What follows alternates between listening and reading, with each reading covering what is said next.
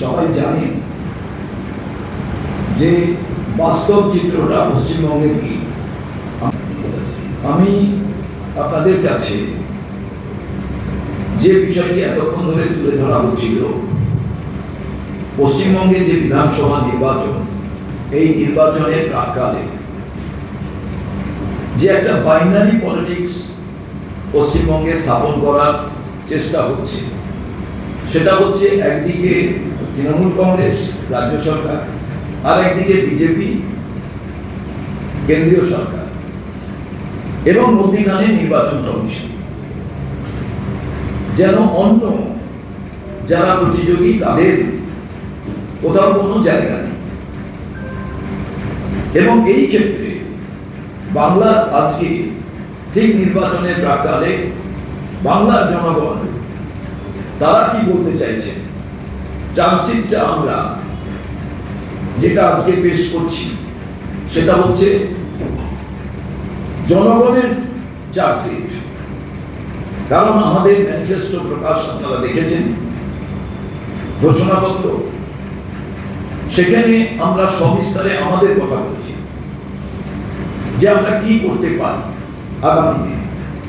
সেখানে কোনো ক্রিটিসিজম ছিল না, কিন্তু আজকে চার্জশিটটা আমাদের যেটা মানুষ বলছে যে এই এই জিনিসগুলো যারা রাজ্য সরকারে আছেন তাদের কম আছে, বাংলায় যারা করতে পারছেন না। তো প্রথম সেগুলোকে আমি উল্লেখ করব। এবং বাংলায় সরকারি বিরোধী দল হিসেবে যারা ভূমিকা পালন করছেন তারাও বাংলার মানুষের আশা আকাঙ্ক্ষা বিরোধী দল হিসাবে পূরণ করেননি। এই দুটো পর্যালোচনা আমরা একের পর এক আপনাদের সামনে তুলে ধরব। এর মূল কারণ আমরা প্রথমেই বলতে চাই, এই চার্জশিটটার প্রথমেই সারাংশ হল তৃণমূল যে দল নির্বাচনে লড়ছে তাকে পরিবর্তন করতে হবে, এবং বিজেপি যারা অল্টারনেটিভ হতে চাইছে তাদের রুখতে হবে।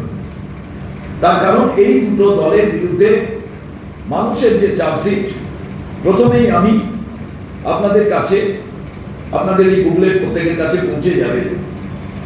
এই বাংলায় প্রধান সব থেকে বিষয়টি হলো আইন শৃঙ্খলার অবনতি।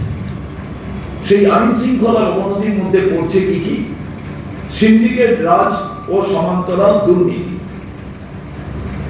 এই আনুষ্ঠানিক সিন্ডিকেট রাজ একেবারে রেকগনাইজ বাই দি গভর্নমেন্ট, এটা প্রত্যেক জায়গায় কারু এটা জানা নেই, অবগত নন, এটা কেউ বলতে পারবে না। সেটা জমি দখল হোক, ইললিগাল বাড়ি তৈরি হোক, জলাশয় ভরাট করা হোক, এবং এর পেছনে যে ভয়ঙ্কর অবস্থার সৃষ্টি বাংলায় আমরা দেখতে পেয়েছি। কিছুদিন আগে বহু মানুষ আগুনে পুড়ে মারা গেল, যেটা জলাশয় কোন সময় পশ্চিমবঙ্গে তাকে ভরাট করা যাবে না, এই আইন। সেই আইনকে বুড়ো আঙুল দেখিয়ে যে জলাশয়কে ভরাট করা এবং সেখানে ইললিগাল কনস্ট্রাকশন করা এবং ব্যবসা করা, এই যে বিষয়টি প্রত্যেকের, আমি সবিস্তারে যাচ্ছি না। এরপরে বৃহৎ আকারের আর্থিক কেলেঙ্কারি, আপনারা সবাই জানেন। সেই আর্থিক কেলেঙ্কারি, সারদা নারদা, শিক্ষক নিয়োগের ক্ষেত্রে দুর্নীতি, এগুলো সারা বাংলার মানুষ জানে। লক্ষ লক্ষ কোটি কোটি টাকা উদ্ধার হওয়া, তারপরেও কিন্তু নির্বাচনের আগে যাদের সব থেকে বেশি সরব হওয়া প্রয়োজন ছিল, সেই সরকারি বিরোধী দল, তারা কিন্তু নিশ্চয় ইডি সিবিআই তারা এখনো পর্যন্ত কোনো জিনিসে সঠিকভাবে চার্জ দিতে পারেনি। তো বাংলার মানুষ সে কারণেই যে চার্জশিটটা কথা বলছে, কংগ্রেস সেটাকেই তুলে ধরছে। নিয়োগ দুর্নীতির কথা বললাম, রিক্রুটমেন্ট শুধু একটা নয়, টিচারেরটা তো আমরা জানতে পেরেছি, কিন্তু বাকি সমস্ত জায়গায় যে এই নিয়োগ দুর্নীতি, এটা কিন্তু ব্যাপক হারে পশ্চিম বাংলায়। নারী সুরক্ষার বিষয়, আরজিকরের ঘটনা সারা বিশ্বের মানুষ জানে, সাউথ ক্যালকাটা ল কলেজের ঘটনা জানে। আপনারা সারা বাংলায় নির্বাচনকে সামনে রেখে তমন্নাকে বোম মারা, তমন্নার মরে যাওয়া, এগুলো সবই আপনারা প্রত্যেকেই অবগত আছে।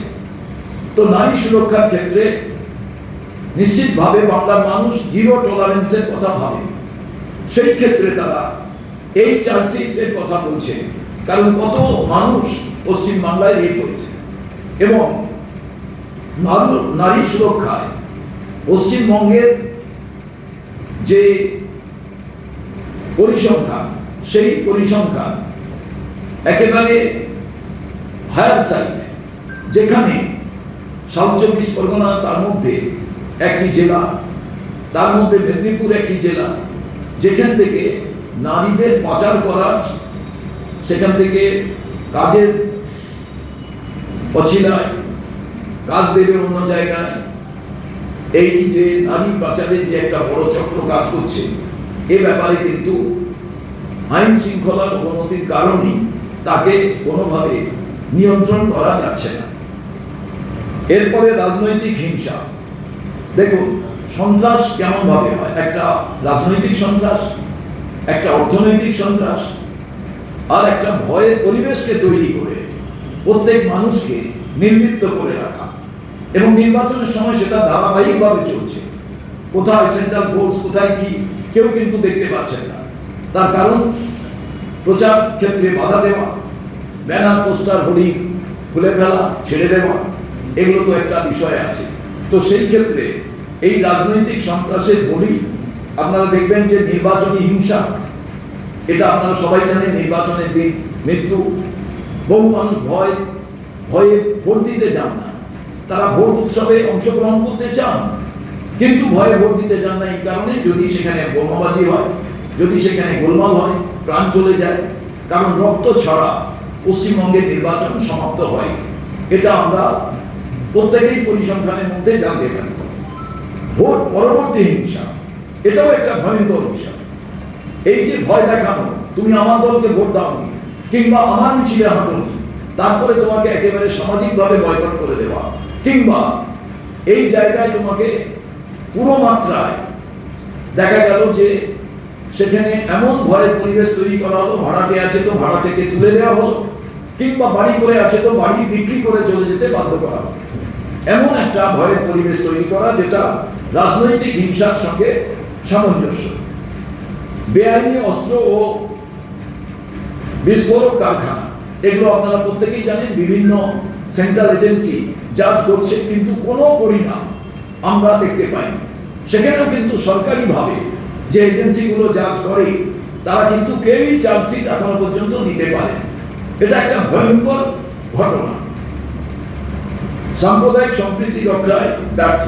আপনি দেখবেন পশ্চিম বাংলায় বিভিন্ন পুজোকে নিয়ে মিছিল হচ্ছে, বিভিন্ন ধর্মের বিষয়কে নিয়ে মিছিল হচ্ছে, কিন্তু বাস্তবিক যে হিন্দু বলুন মুসলমান বলুন তাদের বাড়ির যে বেকার আছে, সেই বেকারদের নিয়ে যে একটা মিছিল করা যাবে, বেকারদের কোনো, তাদের ধর্ম হয় না, তাদের জাত হয় না, তারা বেকার, তা নিয়ে কিন্তু এই দুটো রাজনৈতিক দল কোনো সময় আমরা তাদের দেখতে পাই না। সেই ক্ষেত্রে আমরা সাম্প্রদায়িক সম্প্রীতি রক্ষার যে চেষ্টা, সেই চেষ্টা কিন্তু একেবারে আমরা দেখতে পাই না। গীতা পাঠ হয়, সেখানে ননভেজ কিংবা ভেজ যারা প্যাটিস বিক্রেতা তাদের উপরে আক্রমণ হয়, যা একেবারে বাঞ্ছনীয় নয়। সেখানে রাজ্য সরকার সঠিক পদক্ষেপ নেয় না, এবং যারা সরকারি বিরোধী দল, মুখ্য বিরোধী দল, তারাও কোনো রকম কোনো ভূমিকা পালন করে না।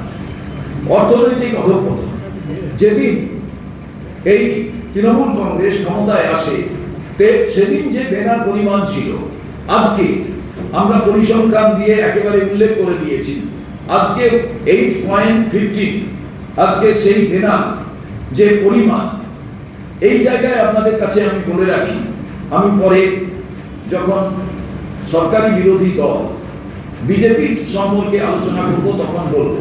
পশ্চিম বাংলায় বলতে চাইছে কি, বিজেপি বলছে যে মমতা বন্দ্যোপাধ্যায়ের সরকার তারা যে দেনা নিয়ে সরকার শুরু করেছিল, আজকে সেখানে সেই দেনা আগুন বেড়ে গিয়েছে। আমরা স্বীকার করছি আগুন বেড়ে গিয়েছে, এবং বিজেপি বলছে আমাদের ভোট দাও, কারণ মমতা বন্দ্যোপাধ্যায় দেনা করে সরকার চালাচ্ছে। কিন্তু কেন্দ্রীয় সরকার তারা কি করছে? তারা 2014 সালে 55 লক্ষ কোটি টাকা দেনা ছিল যখন কংগ্রেস সরকার থেকে চলে যায়। আজকে 2,10,000 কোটি টাকা আজকে দেনা। অতএব এমন একজন সরকারকে, একজন ভদ্রলোক বড় ডাক্তার, তিনি বলেছেন দেনাগ্রস্ত পশ্চিমবাংলা, তাকে পরিবর্তন করার জন্য বিজেপিকে আনা প্রয়োজন। আজকে এই চার্জশিটের মাধ্যমে আমরা উল্লেখ করতে চাই যে যে দেনা করেছে মমতা বন্দ্যোপাধ্যায়ের সরকার, সেই দেনার পরিমাণ ছিল 2, হয়েছে 8।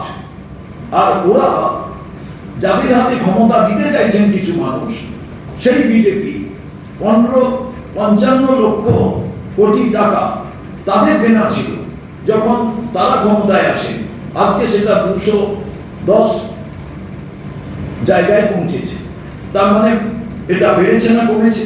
কাদের হাতে আমরা ক্ষমতা দিতে যাব, এটাও আমরা চার্জশিটের একটি অঙ্গ হিসাবে তুলে ধরতে চাই।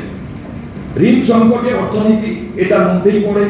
বেকারত্ব ও অভিবাসন, আজকে পশ্চিমবঙ্গের মাইগ্রেন্ট লেবার 22,84,000, প্রায় 23 লক্ষের মতো, যেটা বিশ্ব বাংলা পোর্টালে।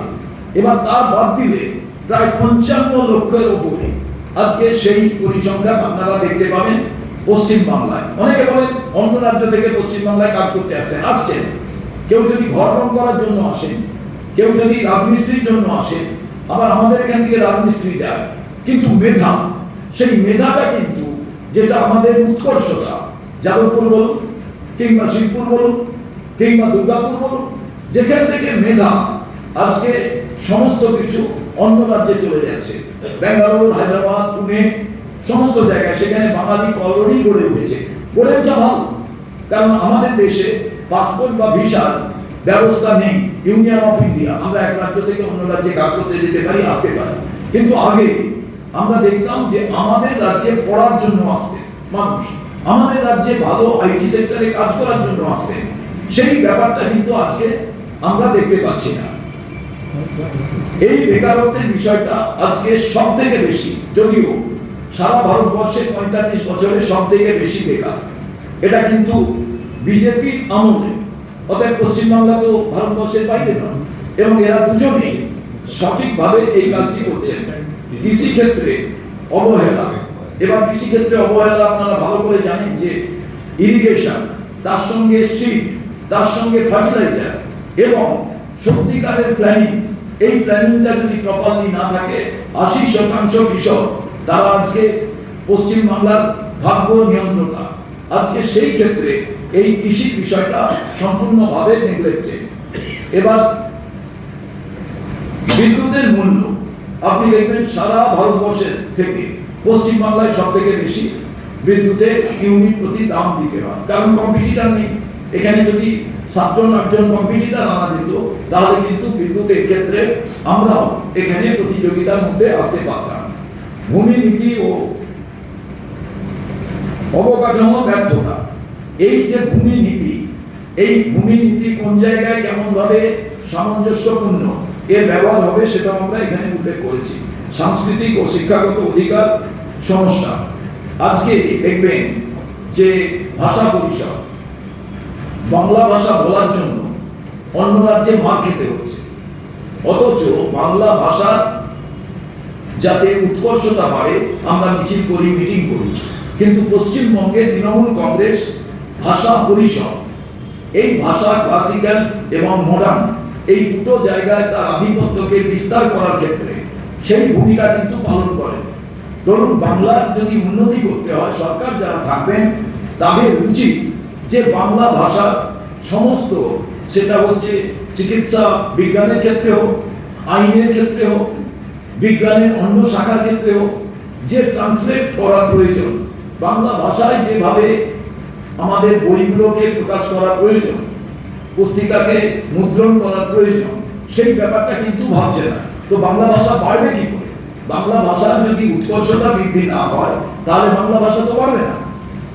সংবিধান ভাঙন, এটা আমাদের একটা স্বচ্ছতা নষ্ট হয়েছে, দুর্নীতির অভিযোগ ব্যাপক, পক্ষপাতমূলক ও একাধিপত্য আইন প্রয়োগ, আমাদের এইগুলো চার্জশিট।